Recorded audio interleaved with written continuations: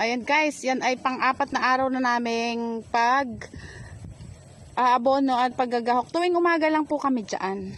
Mga 2 hanggang 3 oras po kami dito. Pag umaga. Kasi po sa hapon ay pag hindi na ulan, sobrang init naman po. Kaya doon po kami sa may tabi ng kubo na ginagawa. Ayan, si daddy po ay inaabonohan na lang kasi narinis na po namin yung nakaraan. Hindi lang po natapos at mainit na. Ayan po yung natapos na. Ayan po, oh. Si daddy po ang taga-abono at tagalagay, tagatambok ng lupa. Akin pong aasarulan para po mabilis. Yan.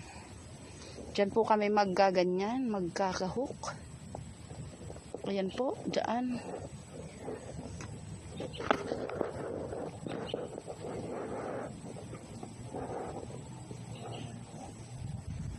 Ayan guys, oh.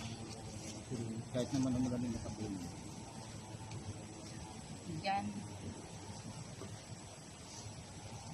Hello po, ayan, dito na kami.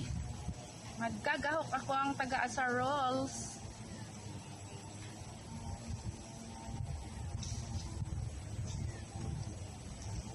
Yan, ito ating asarol.